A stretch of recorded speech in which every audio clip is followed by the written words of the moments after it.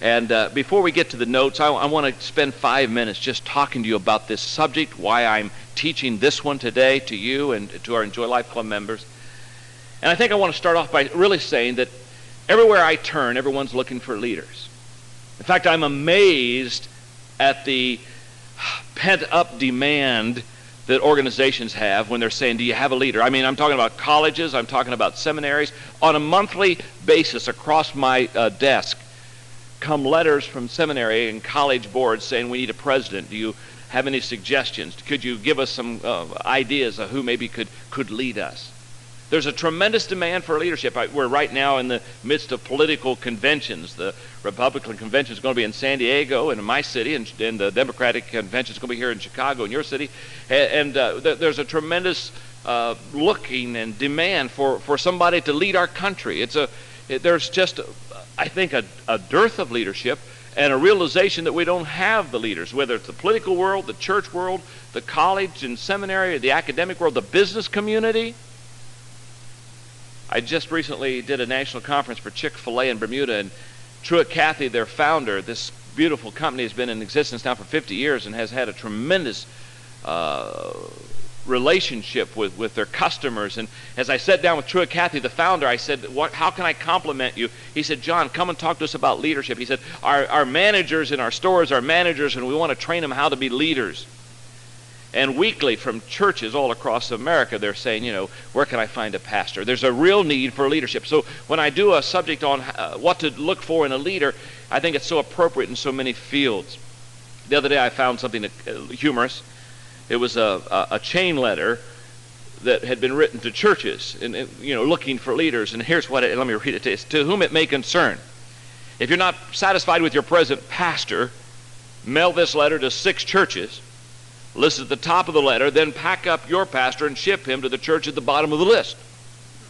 At the end of 2 weeks, you should receive a total of 16,436 pastors. One of them is bound to work. But beware, one church broke this chain and received their old pastor back.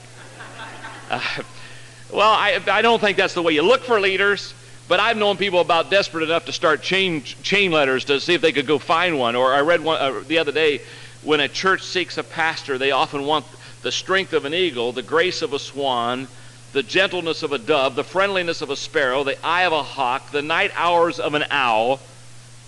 And when they catch that bird, they expect him to live on the food of a canary.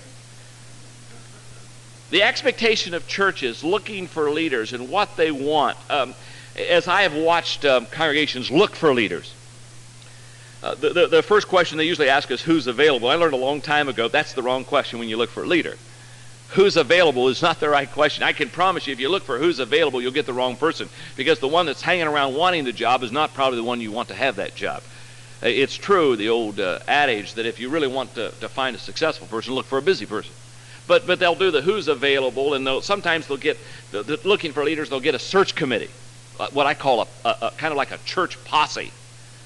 And they go looking around and finding them and looking for them. I've many times preached in my church at Skyline when I was pastoring and had on a row, maybe 2 or 3 rows back, a group of 6 or 8 people. And I just look at them and I would smile while I would be speaking. I say, there's a search committee. You can tell they have an eagerness about them, and they kind of pounce on you after the service and want to know if possible you would be the pastor of the church. And in some denominations it's a hierarchy, kind of a bishop deal, where they hand pastors to churches, and so therefore they don't have to look for a leader. They just kind of let the denomination take care of that. What's really funny is in a lot of churches, the way they select leaders is they bring in candidates, and they have what they call a trial sermon, which is they put the pastor up, or the potential pastor, and they listen to him speak, and then they kind of judge him or her and kind of say, okay, this person will be a good pastor for our church. And it really is a trial. I mean, it's a trial for the people. It's a trial for the guy that speaks. The guy that speaks, you know what he does. If he really wants to go to that church, he brings out his best sermon he's ever preached, you know what I mean. And he kind of takes his candy stick and he preaches it, and the people think they've got a real preacher, not knowing that he only has one real good sermon. And that was it, you know what I mean? And about the second Sunday when he's the pastor, they realize, uh-oh, we're in trouble here. That was it. I literally went with a friend in college who was doing a trial sermon one time at a church that was looking for a leader. I knew that he was not going to be the pastor of the church when I sat on the front row, and in disbelief, I heard him preach his trial message on David and Bathsheba. And I just knew the subject matter was, it's not what you do when you want to perhaps candidate and be the pastor of a church. Recently, one more thing, and then we're going to really talk about how to look for a leader. I read this, and I wanted to bring this to you. After hundreds of years, the perfect pastor has been found. He is a church leader that will please everyone. He preaches exactly 20 minutes and then sits down. He condemns sin, but never steps on anybody's toes. He works from 8 in the morning to 10 at night, doing everything from preaching sermons to sweeping. He makes $500 a week, gives $100 of that to the church, drives a late model car, buys lots of books, wears fine clothes, has a very nice family. He's 36 years old and has been preaching for 40 years. He's tall on the short side and heavy set in a thin sort of way. His eyes are either blue or brown to fit the occasion.